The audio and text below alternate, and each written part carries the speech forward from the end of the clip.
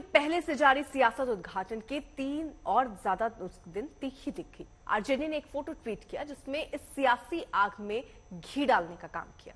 विपक्ष ने लोकतंत्र को कलंकित करने जैसे आरोप लगाए। इसके बाद ताबूत से संसद की तुलना पर सियासी कोहराम मच गया। बीजेपी ने भी मजबूती से इस सियासी जंग में हमले किए।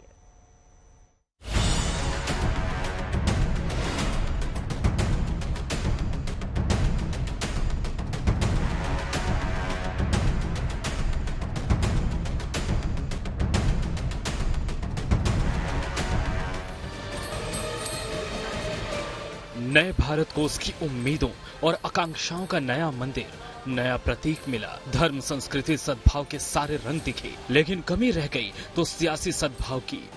नए संसद के उद्घाटन के मौके पर जमकर सियासत हुई। 21 दलों ने पहले ही कार्यक्रम के बहिष्कार का ऐलान कर दिया था, लेकिन इन उद्घाटन के दिन आरजेडी ने ये फोटो ट्वीट करके इस बहस को तीखा कर दिया। आरजेडी ने नई संसद के साथ एक ताबूत का फोटो ट्वीट किया। आरजेडी ने एक तरह से संसद की तुलना ताबूत से कर दी। इसके बाद पक्ष और विपक्ष में मानो सियासी जंग छिड़ गई। नए संसद के भवन के नाम पर देश के कलंक का इतिहास लिखा जा रहा है। इतिहास को बदलने की तैयारी। वीर सावरकर, जिनको वीर कहा जा रहा है, 5 बार इसने अंग्रेजों से माफी मांगा, 65 रुपया अंग्रेजों के पेंशन लिए। राजनीतिक दल इतनी घटिया मानसिकता पर उतर आए कि एक शुभ दिन जो देश के गौरव का दिन है, एक नया संसद भवन पूरे देश को समर्पित किया जा रहा है और उसकी तुलना एक मृत व्यक्ति को जिस बक्से में रखा जाता है, जो कॉफिन जिसको कहा जाता है, उसका चित्र उन्होंने आज ट्वीट किया है। ऐसे लोगों पर तो देशद्रोह का मुकदमा दर्ज किया जाना चाहिए। आरजेडी के फोटो के बाद आरोप प्रत्यारोप का अंतहीन सिलसिला शुरू हो गया। विपक्ष ने कहा कि लोकतंत्र को कलंकित किया, तो बीजेपी ने कहा कि विपक्ष ने संसद का अपमान किया। देश में अगर कोई संविधान को रौंदेगा, लोकतंत्र आज रो रहा होगा कि 21-22 विपक्षी पार्टियों ने आज अपील किया था, मांग किया था कि महामहिम राष्ट्रपति महोदया के हाथों इसका उद्घाटन किया जाए, नए संसद भवन का।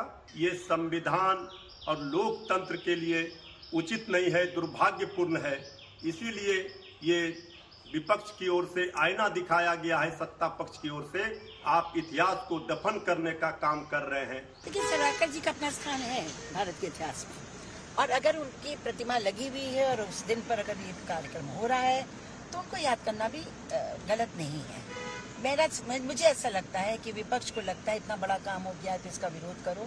तो see, opposition for the sake of opposition is not good. ये अच्छी बात नहीं। एक फोटो, एक फ्रेम, एक पत्थर पर सिर्फ एक नाम के चक्कर में उन्होंने भारत की आदिवासी महिला, जो प्रथम नागरिक और देश की राष्ट्रपति हैं, उस दिन उनको आस-पास नहीं आने दिया गया। पक्ष को सकारात्मक भूमिका निभा करके ऐसे मौके पे जहाँ देश का एक प्रतिबिंब, जो हम कह सकते हैं कि रिप्रेजेंटेशन है, इस रिप्रेजेंटेशन के लिए उन लोगों को यहाँ पर होना चाहिए, उन लोगों को शरीक होना चाहिए।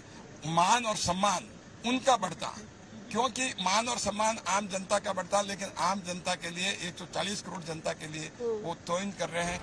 समाजवादी पार्टी के स्वामी प्रसाद मौर्य ने संसद के उद्घाटन और सेंगोल स्थापना को अलग ही रंग देने की कोशिश की। उन्होंने ब्राह्मणवाद को बढ़ावा देने का आरोप जड़ा और ट्वीट किया। राजदंड की स्थापना पूजन में केवल दक्षिण के कट्टरपंथी ब्राह्मण गुरुओं को बुलाया गया। बीजेपी का पंथ निरपेक्ष संप्रभु राष्ट्र में भरोसा होता तो सभी धर्मों के गुरुओं को बुलाया जाता।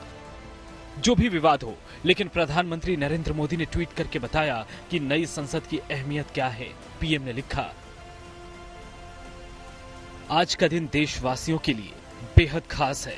संसद का नया भवन हम सभी को गर्व और उम्मीदों से भर देने वाला है।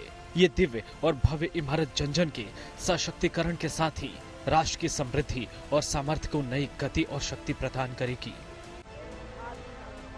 नई संसद का उद्घाटन मौका सियासत की छाया से दूर नहीं रह पाया, लेकिन उम्मीद ये कीजिए कि अब इसमें देश के नुमाइंदे बैठें तो उनकी नजर में सिर्फ और सिर्फ जनता हो।